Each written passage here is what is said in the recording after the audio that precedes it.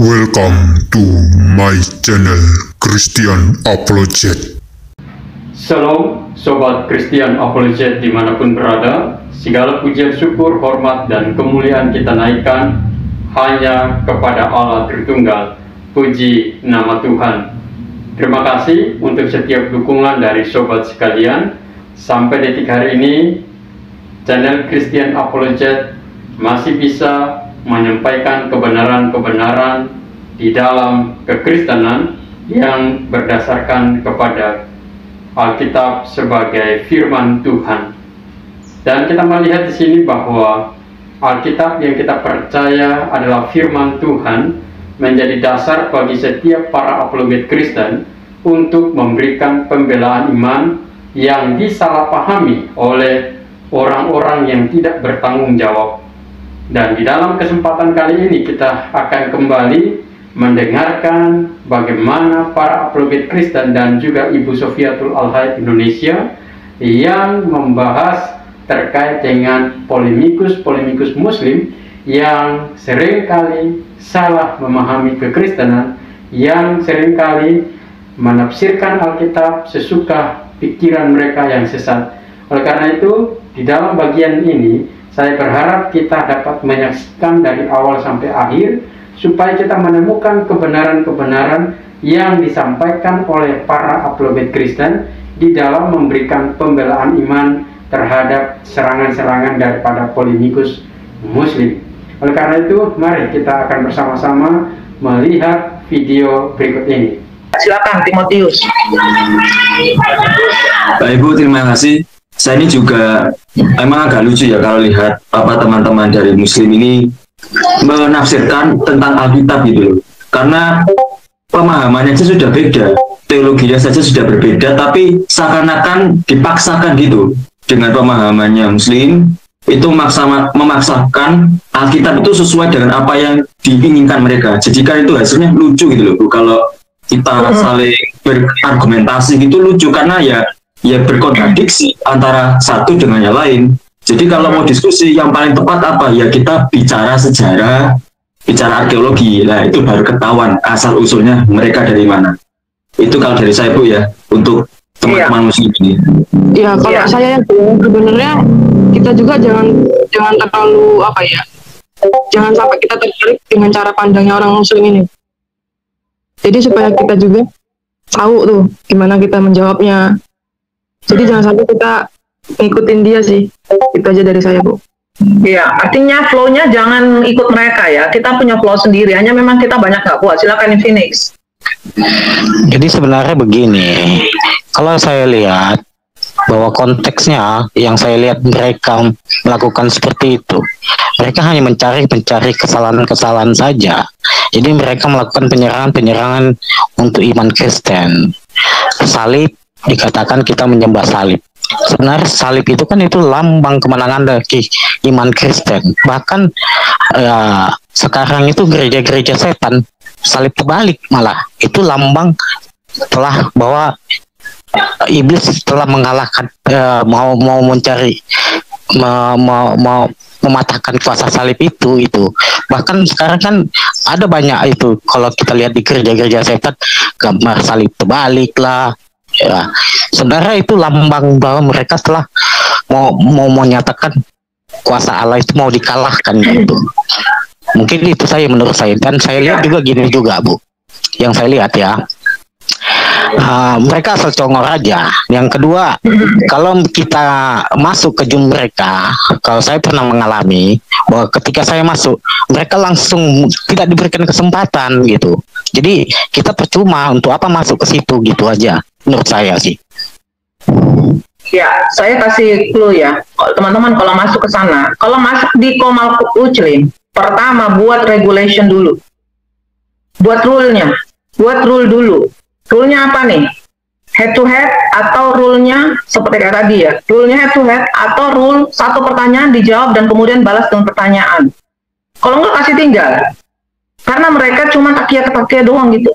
Framing yang berkepanjangan yang dimana mereka sendiri menambah kebotolannya. Mereka itu nggak bisa mendengarkan orang lain karena mereka saja yang bisa bicarakan apa. Telinga mereka itu kejang-kejang kalau dengar firman. Itu salah satu pekerjaan iblis. Nah, kemudian kalau misalnya memang mereka dengan caranya, kan itu si Kores punya gaya itu cepet-cepetan lah, ya. Saya tahu cara dia. Dia cepat bertanya, dengan maksud kita cepat-cepat menjawab. Jangan ikut flow dia, santai aja. Tetap jangan jawab sampai pertanyaannya itu satu doang dijawab. Jangan ikut flow-nya. Itu si Kores itu otaknya tuh dari didengkul. Jadi makanya sok hebat banget gitu. Makanya dia beri nama dirinya Kores Kristus. Keren. Kristus, tahu nggak dia artinya Kristus? Dia itu Mesias, baru sok tahu pakai nama Mesias juga dia. Aduh, Kores. Terus satu lagi Kores ya, kamu perlu tahu arti salib. Salib itu bicara tentang kasih, ya. Salib itu kasih. Bagaimana yang vertikal dan horizontal itu menunjukkan adalah kasih Allah kepada manusia dan kasih kita kepada Allah dan kasih kepada sesama seperti mengasihi diri sendiri. Itulah kasih yang sesungguhnya. Salib itu karena kasih lah makanya ada salib. Kalau bukan karena kasih Allah gak ada salib. Tapi sayang kamu memang buta tuli, kalian itu buta matanya nggak bisa melihat yang banyak hal yang terjadi. Oke, kita lanjutkan ya. Kita sekaligus mendengarkan kesesatan dia, dan buat kita tuh cukup. Ya, sebelum kita mendengarkan video yang nanti akan disampaikan oleh Ibu Sofiatul terkait dengan Kores yang salah memahami tentang kekristenan, ini saya menanggapi sedikit terkait dengan apa yang disampaikan di awal, bahwa umat muslim yang seringkali salah memahami kekristenan, mereka seringkali mencomot-comot ayat Alkitab, dan juga seringkali mereka menggunakan ayat-ayat Alkitab untuk mendukung pernyataan mereka yang sesat itu. Dan di sini kita melihat bahwa kalau dibuktikan secara sejarah, maka itu pasti akan membuat mereka tidak akan bisa menghadapi kekristenan. Karena apa? Karena kekristenan itu punya sejarah yang valid, ya, sejarah yang valid, bukan seperti yang dikatakan oleh Ustadz Kainama valid, ya, bukan seperti itu ya. Jadi kalau kita melihat di dalam kekristenan, sejarah itu menjadi pembuktian bahwa kekristenan itu benar-benar eksis dan benar-benar memberitakan tentang siapa, tentang Kristus Yesus Tuhan kita yang datang menjadi manusia, menyelamatkan kita dari segala dosa dan pelanggaran kita melalui karya salib yang agung dan mulia, dan dia bangkit dari kematian, dan setelah itu dia menampakkan diri selama 40 hari kepada para pengikutnya, dan setelah itu dia naik ke surga, dan 10 hari kemudian pencurahan Roh Kudus terjadi. Itu sejarah. Bahkan kita melihat di dalam sejarah-sejarah yang lain pun mengakui tentang kekristenan itu eksis dan ada, ya. Itu dibuktikan dari sejarah Yahudi, sejarah Israel mencatat hal itu.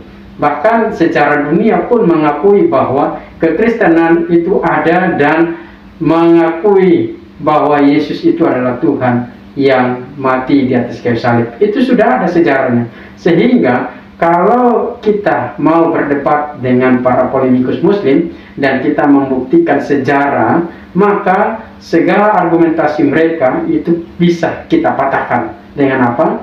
Dengan pembuktian sejarah itu. Karena kalau kita membuktikan sejarah, ya, tanpa kita membuktikan pun juga, ya, sebenarnya sejarah sudah mencatat, sehingga itu sudah menjadi serangan bagi mereka, ya, bisa mematahkan segala argumentasi mereka. Jadi di dalam bagian ini yang ingin saya tekankan adalah kekristenan itu berjalan sesuai dengan sejarah yang ada, tidak berjalan karena tidak ada sejarah, tetapi selalu berjalan karena ada sejarah.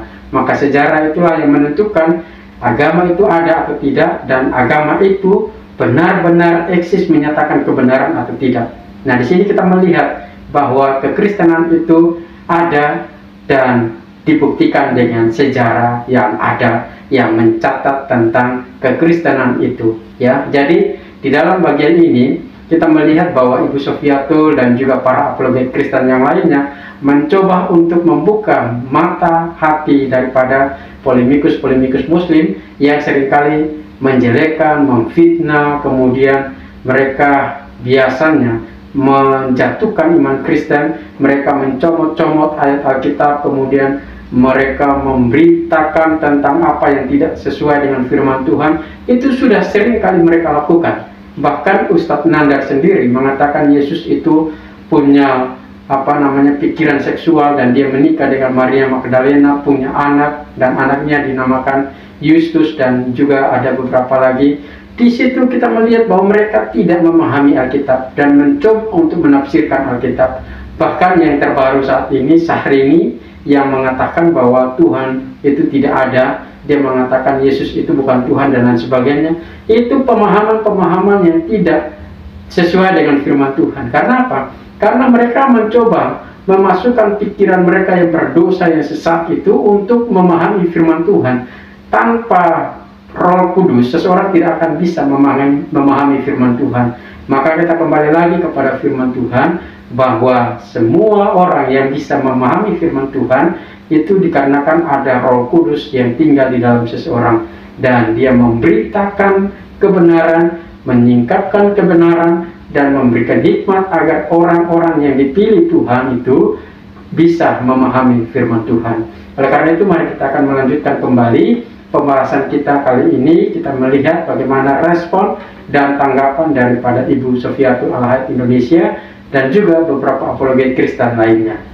Bagus untuk kita belajar cara dia ngomong ini. Si Kores benar-benar sok tahu banget. Aku ngeri. Lah yang menghapus dosa jelas. Loh, kalau yang batu ya yang di sini dong.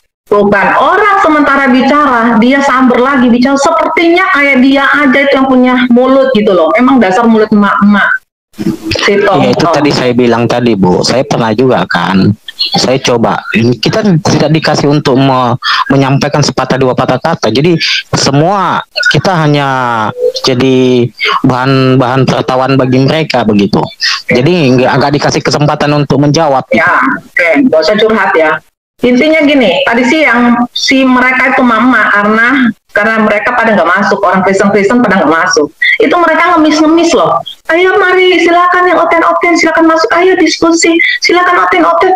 Ada berapa lama? Cukup lama loh. Ayo silakan oten. Kalau ada yang Islam masuk, mereka ya sudah kamu turun dulu ya, kita sekarang lagi cari oten. Ayo oten. Kenapa? Buat konten mereka. Kampungan sekali, cari duit dari situ. Cari koin, Bu. Iya makanya kasihan banget ya. Cari viewer, ya nggak apa-apa lah, cari makan di situ, tapi maksudnya elegan dikit lah. Kamu elegan lah, Kores. Aduh, masih anak-anak gitu gaya, tapi mulut kayak orang tua, kayak usia 80 tahun. Kamu bukan bijaksana, semakin kelihatan kamu tuh, anak-anak childish, very childish. Kita lihat lagi ya nih.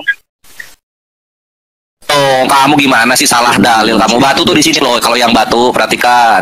Nih, kisah para apostolos. Aduh, ini tuh aku seneng banget ngulang-ngulang dalil yang ini. Kenapa? So tahu. Ini loh, ini yang batu tuh yang ini loh. Kenapa kalian menyembah Yesus? Bukan kalian sih, maksudnya orang-orang Kristen penghujat nih. Kisah para apostolos nomor 4. Nah, ini dibaca ini. Ini apa ini? Apa ini? Ini apa nih? Apa ini? Kalian yang menyembah batu berkelana. Oke, Yesus menyembah batu. Yesus adalah batu, jadi kita menyembah batu. Maksud kamu apa nih? Apa lanjutannya nih? Apa dikatakan batu penjuru?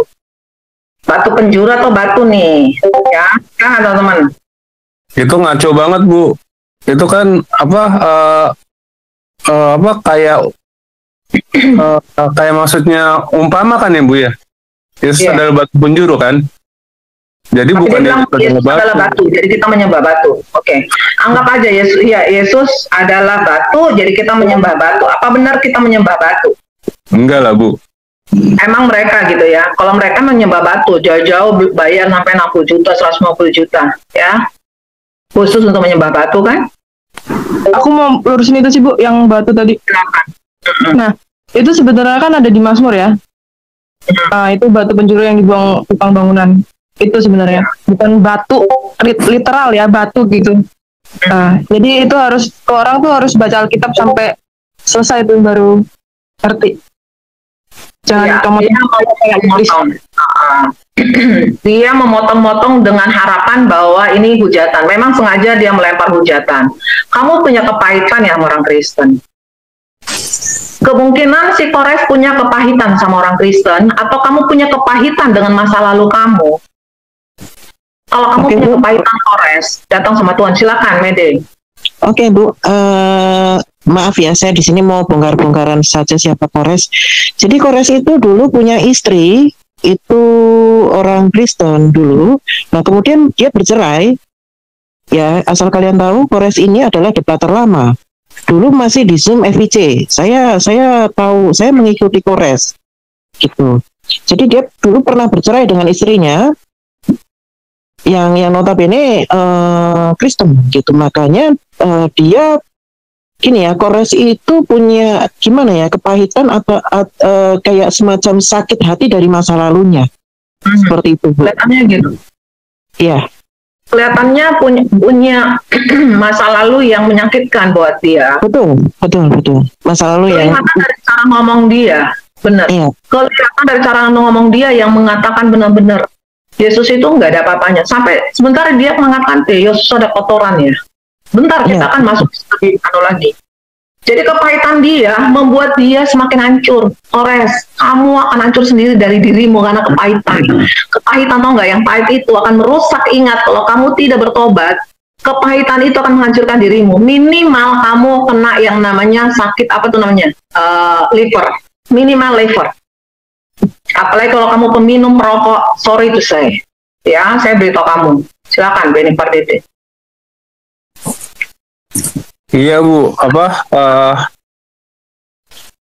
si Kores ini ternyata sakit hati Bu ya. Ya harusnya jangan nyalain Tuhan lah Bu, gitu kan? Iya. Gitu kan? Harus dibereskan dulu gitu. selain sakit hati, dia itu punya luka dendam gitu karena istrinya dulu entah menceraikan dia karena kelakuannya dia itu lebih bajingan ya. Kalau di luar sana ya, kelakuannya dia memang ya dia itu punya villa di Bali gitu kan. Kalau nggak salah itu. Terus kemudian sebelum menikah dengan istrinya yang sekarang si Afifa. Nah, itu makanya saya itu sebenarnya mengikuti Kores itu sudah lama sekali gitu kan. Karena dia juga orang lama, katakanlah seperti itu. Nandar, Kores, Suma, Rifa itu mereka satu komplotan. Jadi sama dodolnya gitu ya, sama cara pandang mereka, otaknya tuh sama, kayaknya itu satu tong itu. Iya, bahkan mereka satu grup WA. Jadi sebelum mereka naik, mereka itu sudah bagi tugas Bu. Gitu misalkan siapa yang mode keras, siapa yang mode kalem, seperti itu. Jadi sebelum mereka naik ke Komal itu mereka biasanya terorganisir Bu. Jadi siapa yang mode keras, siapa yang mode kalem, seperti itu sudah diatur. Mereka itu sudah punya skenario gitu. Artinya licik ya. Mereka bukan, kalau kita kan dikatakan kamu cerdik seperti ular tapi tulus seperti merpati. Mereka licik dan licin seperti ular. Dan memang gitulah, akhirnya keluar gitu. Karena bapaknya adalah iblis. Iya. Iblis anak lain iblis, bahkan iblis juga. Ya, banyak orang kepahitan. Ya, dia kepahitan karena mungkin dia disia-siakan istrinya, atau mungkin dia juga tidak bertanggung jawab, mungkin dia hidup dalam drugs, kita nggak tahu. Ya, yang pasti bukan cerita tentang masa lalu kamu, Kores, tapi karena kepahitan kamu membuat kita harus mengatakan kamu harus bertobat. Paling enggak cari Tuhanmu, cari Allahmu, dan kemudian kamu bilang, minta ampun sama Allah, supaya kamu mulutmu tidak terlalu cepat berbicara. Ya, otakmu yang harus berbicara banyak dan hatimu berbicara. Cari kebenaran selama kamu masih diberikan kehidupan. Ya, kita sudah melihat kembali terkait dengan pemahaman dari politikus muslim yang bernama Kores yang tidak memahami kebenaran firman Tuhan. Dia mengatakan bahwa orang Kristen menyembah batu karena Yesus adalah batu. Ini suatu kekeliruan, ini suatu pemikiran yang sesat, pemikiran yang salah kaprah terkait dengan Yesus itu yang disebut dengan batu. Jadi pemahaman itu sebenarnya adalah pemahaman yang berkaitan tentang Yesus Kristus yang adalah Sang Juru Selamat itu, tetapi kemudian tidak dianggap oleh orang-orang Israel, dan malah mereka menyalibkan Yesus di atas kayu salib. Jadi Yesus Kristus yang adalah Mesias yang telah ditunggu-tunggu ribuan tahun yang lalu. Kemudian ketika Yesus itu datang ke dalam dunia, yang tujuan utamanya adalah untuk menyelamatkan bangsa Israel, tetapi bangsa Israel malah menyalibkan Yesus, sehingga itu merupakan kiasan bahwa Yesus disebut batu penjuru, artinya bahwa dia itulah adalah Mesias yang dinubuatkan di dalam perjanjian lama untuk datang membebaskan dan menyelamatkan manusia dari dosa, secara khusus untuk bangsa Israel. Tetapi kenyataannya adalah bahwa bangsa Israel itu menolak dia, bahkan menyalibkan dia. Maka disebut dengan batu penjuru, artinya bahwa mereka menolak Yesus yang adalah juru selamat umat manusia. Dialah penebus dari segala dosa dan pelanggaran manusia.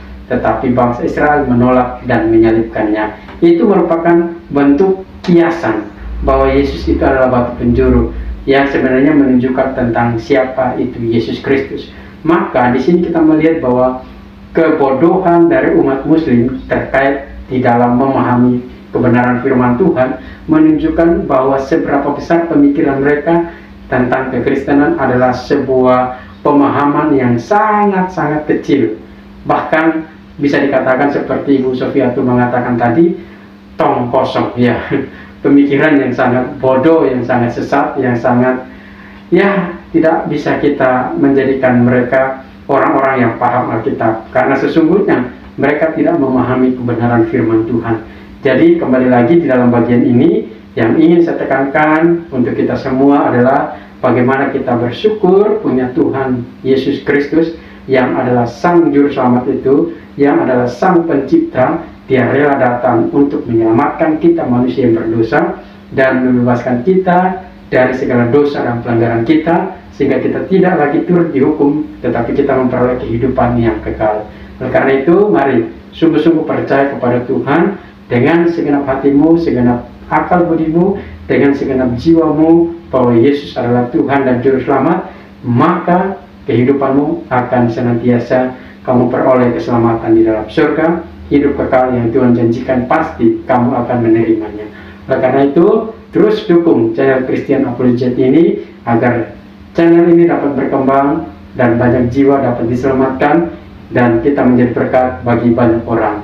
Terima kasih, Tuhan Yesus memberkati kita. Shalom. Welcome to my channel Christian Apologet.